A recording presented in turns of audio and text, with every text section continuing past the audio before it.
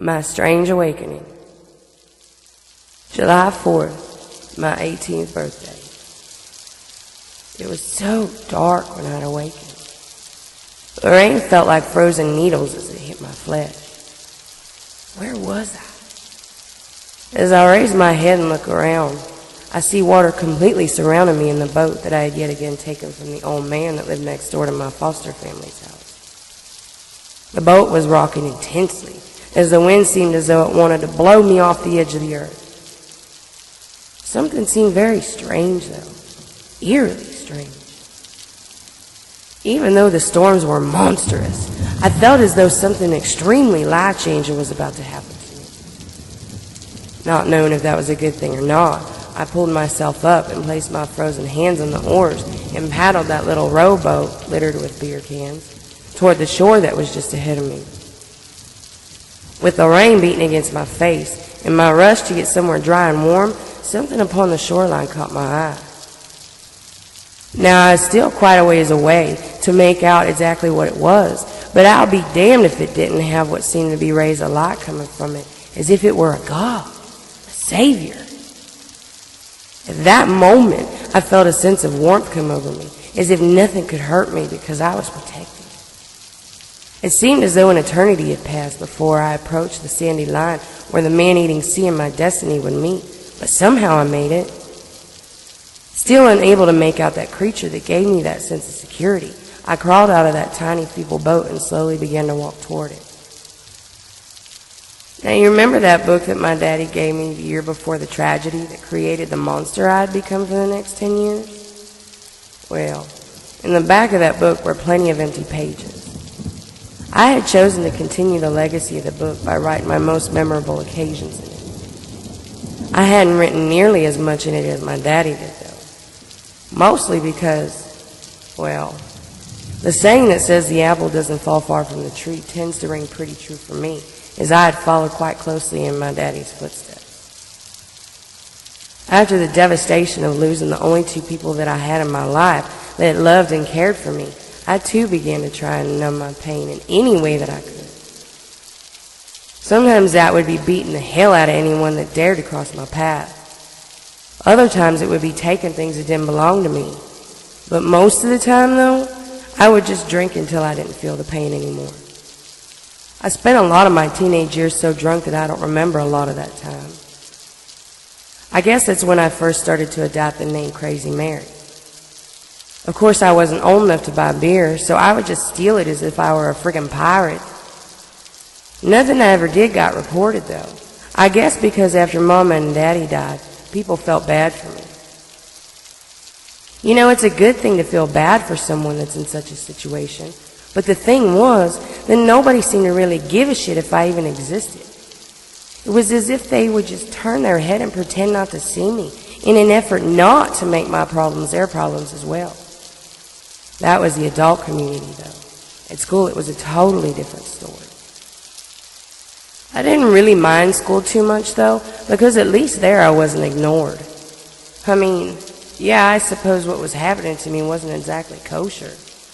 There were plenty of times that I would have to kneel down and scoop my books up off the floors that I walked almost every day after they were blasted from my arms from an unexpected idiot that felt they were better than me. And sure, there were many times that some of my peers would say nasty things about and to me, but hey, they actually noticed I was alive, for crying out loud. You see, I was known as the outcast or the crazy beast. Even though this was the first time that I'd remained in the same place for any length of time, I was an orphan, awarded to the state. Some award, huh? A juvenile delinquent that didn't give a rat's ass if I lived or died. I did what I wanted to do, and I didn't give a damn what other people thought about me or anything in this world for that matter. I suppose that isn't completely true, but the shell that I had developed sure did make it seem that way to the outside world. A few years of being treated like a piece of garbage went by before I started to find peace on the water, yet again absorbing myself in the man that was stored within the pages of my most prized possession. The home next to where I was living was occupied by a very closed-off old man. Me, having the criminal mentality that I had nurtured for several years and worn as a mask. I knew that I could take that rugged little rowboat tied up to the almost non-existent dock behind his house if I would just wait until the light in his bedroom flipped off. Hell, even if he did happen to notice me looting his belongings, he was too old and feeble to catch me anyways. I did this many a time. Lots of times, just out of curiosity of what kept my daddy from me for so long, I would row to a safe place just outside the Navy training ground and spy on what they were doing that was so noble and time-consuming. I found myself becoming interested and longing for a deeper knowledge of their system. That feeling didn't last long, though, not long enough to keep me from rebelling against the world. Something had to change in my life if I was expected to survive this man-eat-man world. I was beginning to feel like I had no purpose for my simple existence. On my 18th birthday, that change came into my pathetic, lonesome life. Rubbing my eyes, as I must be hallucinating from the mix of pills I'd taken and all the beer that I'd poisoned my body and mind with, I stopped dead in my tracks as I'm finally able to make out what that glowing creature was. It was a tiger. A tiger? I stopped and pulling what I thought might be my very last breath alive. Not knowing whether to run or just die on my feet, I simply said, "Hey there, kitty." I know, dumb, right? That's what I felt right after I said it. I wasn't quite sure, though, why a tiger would have rays of light coming from it, but to my surprise, that damn cat answered me back. "Hey, Crazy Mary. Are you freaking kidding me? Did this tiger just talk to me? Note to self, go to rehab, girl, because you just had a cat speak plain English to you." "Did you just talk?" I said to the tiger. "I did, and I have a lot more to say with very little time, because you ain't gonna be here very long." He turned and walked into the tree line. Stunned, not knowing what the hell was going on, I seemed as though my feet had blocks of cement holding me fast in my current position. He looked back to make sure I wasn't far behind, and a gust of wind shoved me, as if a force was telling me that my destiny lies ahead of that mystical tiger. We had come upon a clearing where the tops of the endless trees formed an umbrella over what seemed to be a dinner table and a warm fire. Now I raced to that table, famished from my drunken journey to my destiny in the middle of the sea. "You need to wake up, Crazy Mary. You've been in limbo your entire life with only small glimpses throughout your days at your real purpose for living." Hearing him, I eat until my stomach simply can't hold any more food, while all along the sound of the thunder and rain beating down on our protection from the elements soothes me. The person that you're meant to be is held within the pages of your journal, your journey journal. Looking down at the table, there it lies. My journal. Now, I'm not sure how it got there, but it just happened to blow open. I look up at the tiger, my savior at the time, and he gives me a crooked smile and nods as if to tell me to glimpse at the page the book had opened to.